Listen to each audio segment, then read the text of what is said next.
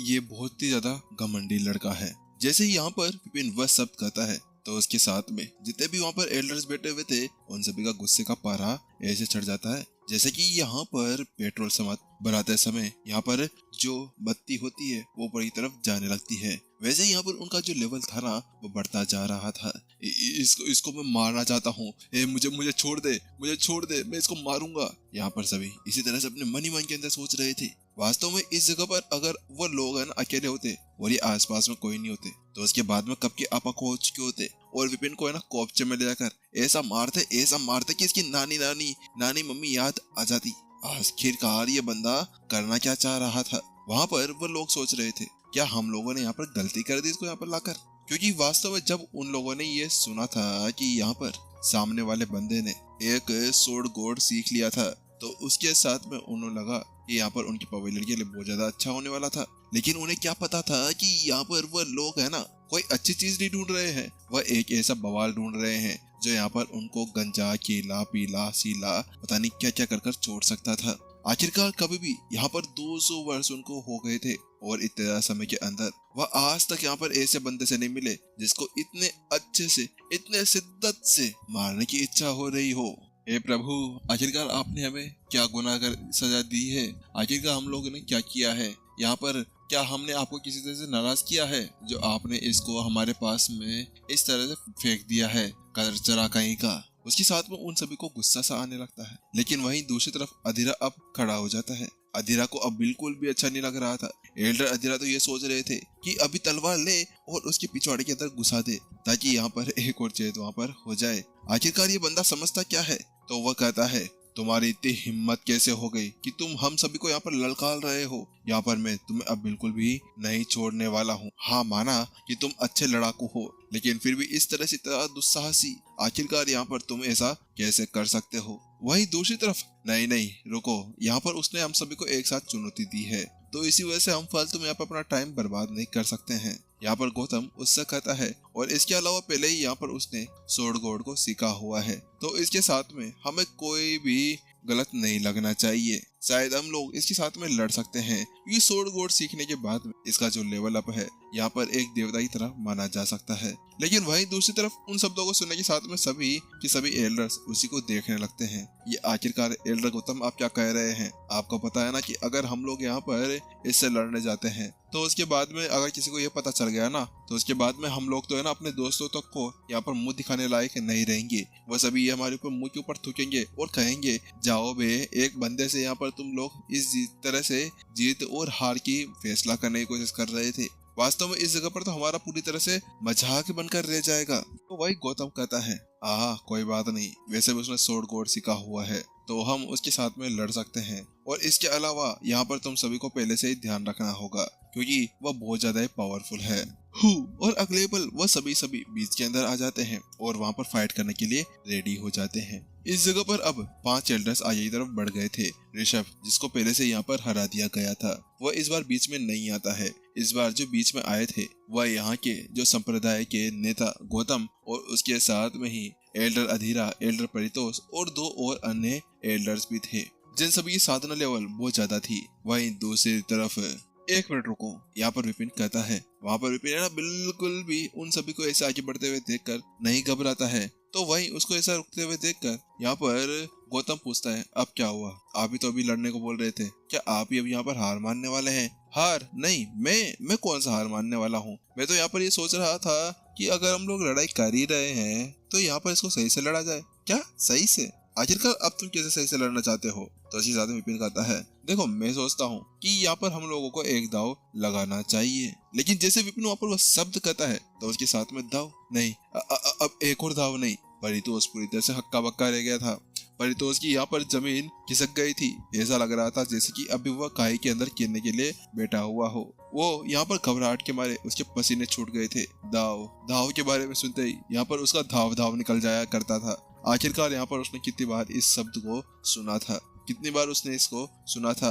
और उसके बाद में क्या वास्तव में ये बंदा अब हम लोगों को भी लूटना चाहता है? अगर इसने हमें लूट लिया तो उसके बाद में यहाँ पर हमारा क्या हो जाएगा? हमारी यहाँ पर पूरी तरह से शर्मसार हो जाएगी हमारी जिंदगी, और उसके बाद में हम लोगों को केवल एक ही चीज सूझेगी, या तो कहीं जाए गड्ढा वड्ढा खोदे और उसके अंदर खुद को दफना दे, और या फिर यहाँ पर अपने मुंह के ऊपर काली पोत कर यहाँ पर इधर उधर घूमे और बोले अरे नहीं नहीं मैं वो नहीं हूँ जो तुम समझ रहे हो, अरे मैं तो कोई और हूँ, मैं हूँ कालिदास, तुम यहाँ पर कालिदास नंबर 1 से मिलो, यह है कालिदास नंबर 2 और यहाँ पर ये पूरे कालिदास नंबर 5 हो गए हैं, तुम इनके साथ में आराम से रह सकते हो। पर तो उसके दिमाग के अंदर अभी ऐसे ही ख्याली पुलाव आ रहे थे।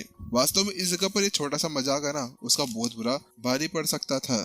तो वही परितो उसके ऊपर कोई ध्यान नहीं देते हुए कि किस तरह से भी यहाँ पर रिएक्ट कर रहा था, किस तरह से अपने मन के अंदर सोच रहा था। तो वही यहाँ पर गौतम पूछता है कौन सा दाव, आखिरकार अब तुम यहाँ पर कौन सा दाव लगाना चाह रहे हो। वहीं दूसरी तरफ विपिन कहता है ज्यादा कुछ खास नहीं, बस मैं आपसे यहाँ पर एक प्रश्न पूछना चाहूंगा, अगर मैं जीत गया तो, अगर यहाँ पर मैं हारता हूँ तो उसके बाद में जो जो मैंने अभी आप लोगों को कहा है, जितना आप लोगों का मैंने यहाँ पर अपमान किया है, उसके लिए मैं आप सभी से माफी मांगूंगा। तो वहीं दूसरी तरफ क्या केवल सवाल ये कुछ ज्यादा कम नहीं हो गया है। यहाँ पर जैसे गौतम ने वह शब्द सुने उसके साथ में वह हैरान था, लेकिन वहीं दूसरी तरफ परितोष के तो बिल्कुल अलग ही ख्याल चल रहे थे।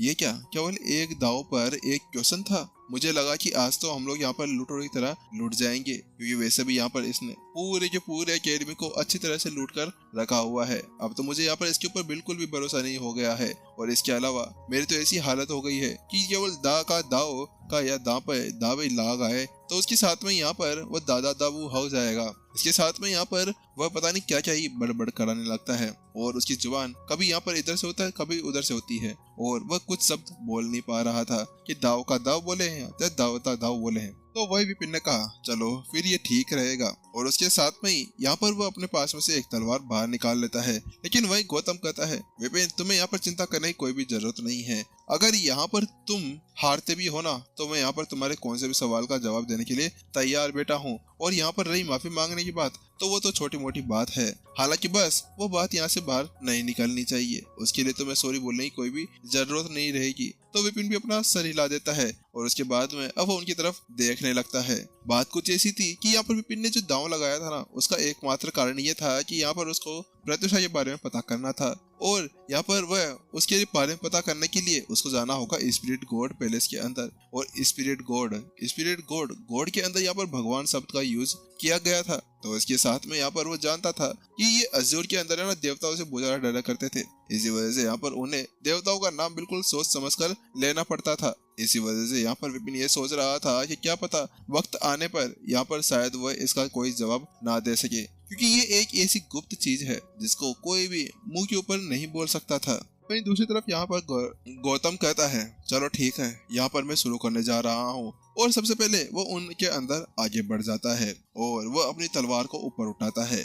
जैसे वो अपनी तलवार ऊपर उठाता है कि उसके साथ में यहाँ पर वो अपना बेस्ट देने के लिए तैयार हो जाता है, क्योंकि वास्तव में अभी सामने वाले बंदा यहाँ पर बहुत ज्यादा पावरफुल था, वह नॉर्मल मूव का तो यूज भी नहीं कर सकता था। लेकिन हाँ, जैसे ही यहाँ पर वो अपनी तलवार ऊपर उठाता है तो उसके पीछे ऐसा लग रहा था कि एक बुजुर्ग खड़ा हो गया हो, जिसके हाथ के अंदर दुनिया हो और तलवार के साथ में वह उस दुनिया को काटने के लिए तैयार बैठा हो। वही उस चीज को देखते ही यहाँ पर विपिन की तो पूरी तरह से हालत खराब हो जाती है, क्योंकि उसके ऊपर यहाँ पर उसका दबाव पड़ना शुरू हो गया था। वास्तव में वो देख पा रहा था कि जो कुछ भी यहाँ पर वो स्पिरिट थी वास्तव में वो बहुत ज्यादा खतरनाक थी। उसके अंदर से जो एनर्जी बाहर निकल रही थी वह बहुत ज्यादा अविश्वसनीय थी। लेकिन यहाँ पर विपिन बिल्कुल थोड़ा शांत रहता है और उसके साथ में गलतियां। अगले पल वह उस टेक्निक के ऊपर अपनी वह बुक बना लेता है। जैसे वो बुक बनकर सामने आती है तो उसके साथ में विपिन उस बुक को पढ़ने लगता है। Gautam half Divya sword Saint जो यहाँ पर अभी वो यूज कर रहे हैं वह यहाँ पर एक सोर्ड सेंट स्पिरिट है जिसको यहाँ पर इनहेरिट किया गया है।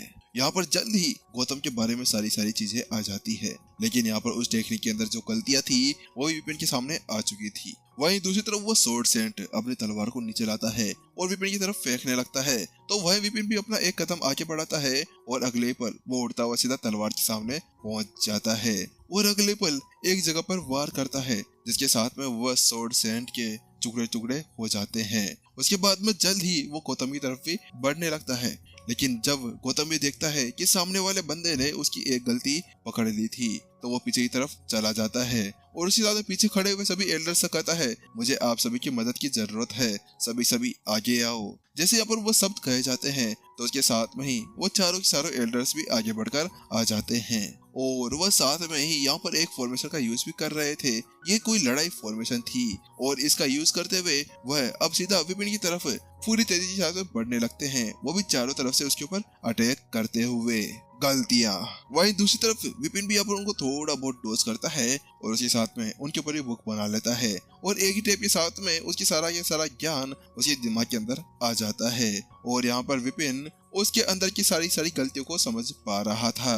लेकिन कुछ देर लड़ने के बाद में उसकी भी हालत खस्ती हो गई थी। बात कुछ ऐसी थी कि यहाँ पर ये जो 5-5 लड़ाकू आए हुए थे, वास्तव में इनकी तलवारबाजी अविश्वसनीय थी, इतनी ज्यादा खतरनाक थी कि यहाँ पर शायद वह अकेला कुछ कर सकता था। इनके अंदर जो सबसे ज्यादा पावरफुल था वो थे एल्डर नवदीप। उनकी जो साधना थी इन सभी के अंदर सबसे ज्यादा कम थी, लेकिन फिर भी यहाँ पर तलवारबाजी एल्डर गौतम से नीचे और उन तीनों से बिल्कुल ऊपर की तरफ थी। नहीं, ऐसा नहीं चलेगा। अगर यहाँ पर ये ऐसे मेरे ऊपर अटैक करते रहे तो मैं यहाँ पर जीतना बहुत ज्यादा मुश्किल हो जाएगा और मुझे कैसे भी कर इस मैच को तो जीतना ही होगा। लेकिन अब मैं क्या करूँ? लेकिन अचानक से विपिन के दिमाग के अंदर एक आइडिया आता है। जिस फॉर्मेशन जिस अरे के अंदर वो लोग चल रहे थे उसका अगर वो यूज करता है तो शायद कुछ कर सकता था। गलतियां। अगले पल जिस फॉर्मेशन जिस अरे के अंदर वो लोग चल रहे थे उसकी एक बनकर यहाँ पर उसके सामने आ जाती है और जल्द ही यहाँ पर उसके अंदर की सारी गलतियां उसके सामने आकर खड़ी हो जाती है।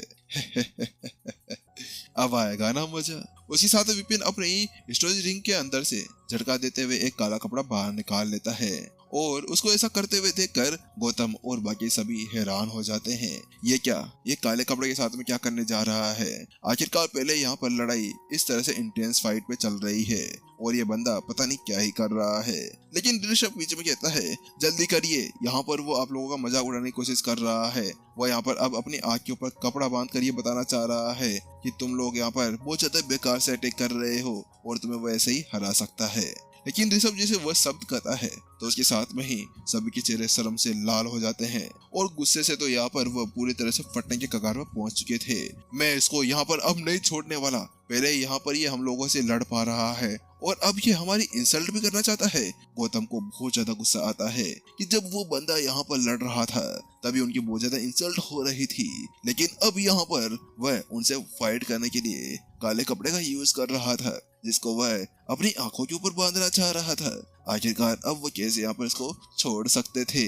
वहीं दूसरी तरफ जहाँ पर वो लोग अटैक कर रहे थे वहीं विपिन भी आखिरकार अब अपनी आंखों को पूरी तरह से कवर अप कर चुका था। अब उसके सारे सेंस यहाँ पर काम कर रहे थे। बात कुछ ऐसी थी कि जिस फॉर्मेशन का वो लोग अभी यहाँ पर यूज कर रहे थे वह एक इल्यूजनरी फॉर्मेशन थी और यहाँ पर उसे उनको पूरी तरह से देखना पड़ता था। लेकिन अब उन सभी का ऐसा सामना करना बहुत ज्यादा मुश्किल हो चुका था। इसी वजह से विपिन अपने सेंसेस का यूज करता है और जहाँ पर वह सेंस होता है वहीं पर ही वह उन सभी को डोज करता रहता है।